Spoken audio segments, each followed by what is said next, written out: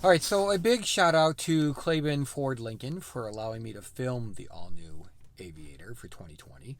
I had a great time talking with the sales staff. They're very passionate as well as very knowledgeable. So you don't always find that when you're looking at cars. So I had a good time and I appreciate that. I really do. As far as the 2020 Lincoln Aviator, it's in a very tough class of cars. You have the brand new BMW X7 that just came out. You have the Audi Q7, which was remodeled in the last few years, as well as you have the GL class from Mercedes. Now, this is really where Lincoln wants to be. This is what they want to be known for. And I think if you compare all of these cars, you'll find the Lincoln is right there with the rest of the class. So stick with me while we check out the all new Lincoln Aviator. So the standard wheel drive Aviator starts off with a base price of about $51,000, but adding a few must-haves and all-wheel drive and you are in the next model of price range of the Reserve, which starts off at a price of about $58,000. So the Reserve, among other upgrades, has a 20-inch wheel and front and back climate control seating, which will make your back passengers pretty happy. Now, if you want that panoramic vista roof with its power sunshade and a 22-inch wheel, you'll need to add the Reserve Plus package for about another $5,000. So although I find the Reserve as being the best value for your money at that $58,000, you could take it one step further and go for the Grand Touring model, which will run you $69,000. Now that'll give you that hybrid technology that you might be looking for. Now, if that's not good enough for you, you could always go for the Black Label Edition, which will run you about $80,000 to start. And if you want to take it one step further, you could go with the Grand Touring Black Label Edition for about $90,000. Okay, so enough talk about money. Let's talk about performance. There are two different engine choices. You have a 3-liter twin-turbo option, which is going to give you 400 horsepower and 415 foot-pounds of torque. It's going to give you a mile per gallon rating of 18 and 26, and is only available on the Standard, the Reserve, and the Black Label Edition. Now, if you go with the Grand Touring, you get a hybrid technology engine, which will give you 494 horsepower and 630 foot-pounds of torque. Now, altogether, it's going to give you about the same performance, but you'll get 21 miles per gallon of all-electric range and 56 miles per gallon combined. So that is the advantage with the Grand Touring. Now, I do like that you have this battery that's kind of off to the side and in the back so the heat doesn't kill it. And you'll get 6,700 pounds towing for the gas engine versus 5,600 for the hybrid. So as we make our way to the interior, you have nice soft touch materials. All your seat adjustments right on the door. You of course have all your door locks and your power windows. And you have a cup holder in the bottom.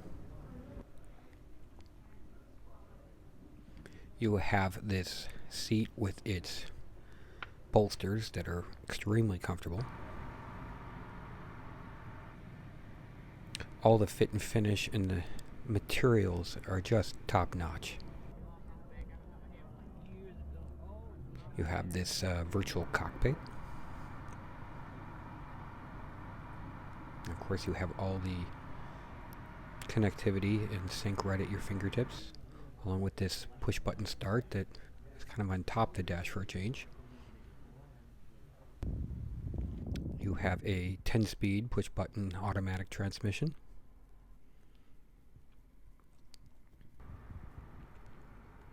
Now you have all your media and your climate in this center stack.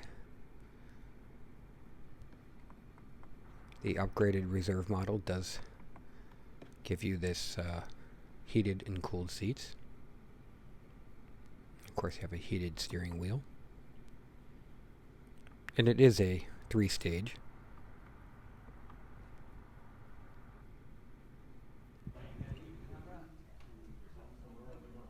Everything flows very nicely down to some storage and cup holders.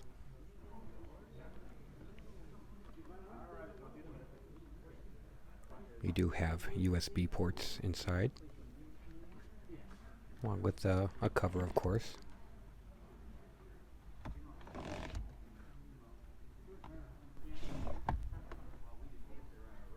You do have your electronic parking brake with your drive mode selection dial right next to it. You have this nice deep storage above the center armrest with a change holder and light. And like that all the wood grain has texture to it. It's not just laminated. It shows you it's really nice materials, and all of the dash is soft touch and very well put together, well made. Now your center monitor is about 10 inches. It's really easy and very responsive to move around.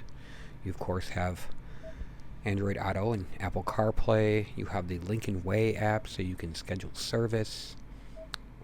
Thought it was very nice to play around with. Of course, this one has all your options, including your navigation.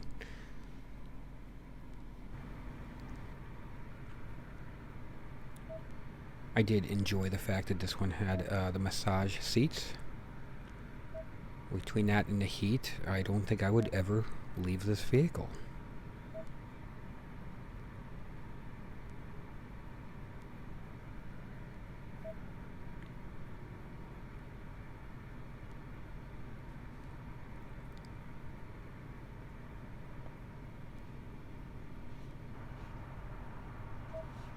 Now, I also thought was neat that my teenager would love is the fact that it's got this ambient lighting, and you can pick whatever color you want.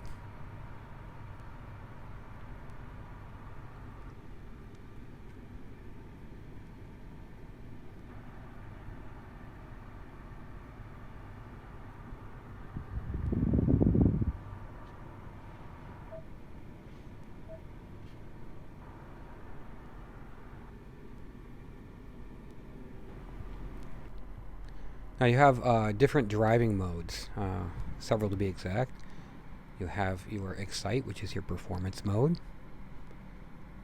You have your Conserve, your Normal, your Slippery, and then your deep conditions like snow or mud or sand. So as we make our way to the back, all the materials carry over.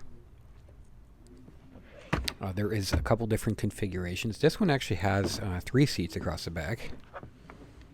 I, of course, had plenty of room for my knees. You have storage pockets. But this one having no center console in the middle, you have a center armrest with some cup holders that are in it. And it's all real nice soft touch. And if you want that additional seat, it's actually nice.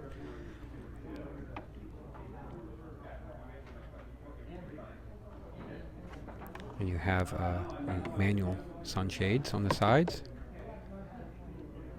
And this one has the split bucket seats with the center console with its cup holders.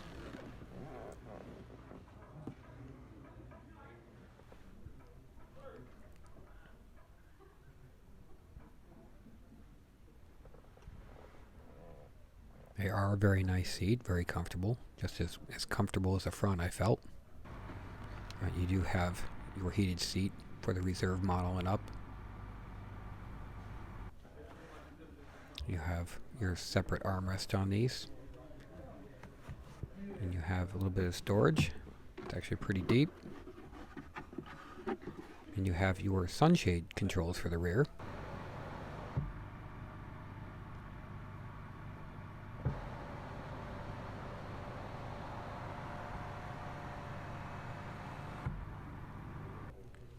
Now the third storage seat I thought was actually pretty good. I was able to fit back there.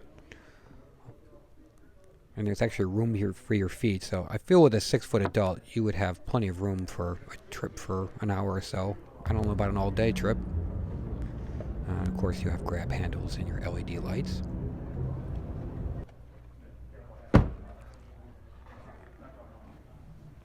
Now the seats are power folding, both up and down. You have a power outlet, your hooks, and a light. And in one touch, your seat goes down. It's a very quiet motor. Could almost really not even hear it.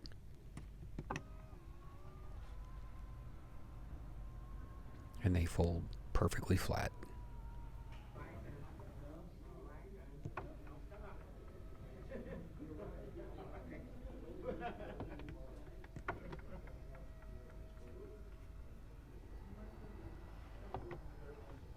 You actually have pretty good storage behind the third row seat. Many of these vehicles that offer third row have no room, and you have some storage underneath. Really a nice sized vehicle, with a power lift gate, of course.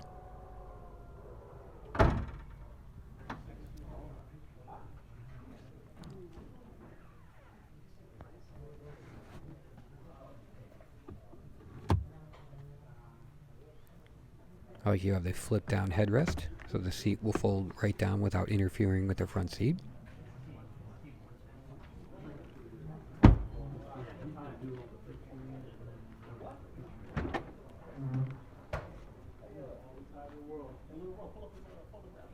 Now the passenger seat has all the same adjustments other than height.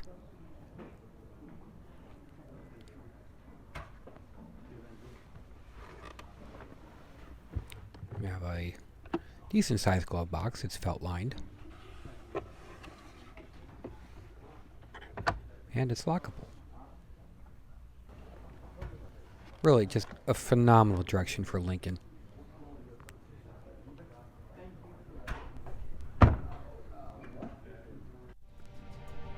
So the Lincoln Aviator is a tremendous, impressive SUV with luxury, good looks, tech, and performance that are right there with all of their high-end competitors. And although the brand wants you to think that this is refinement from a brand that has great history and success, the truth is they are playing with luxury brands that have been doing this for quite some time with great success. And with top trim models pushing north of $80,000, it's hard to see if consumers will see value in the Lincoln brand that they never thought possible. Thanks for watching.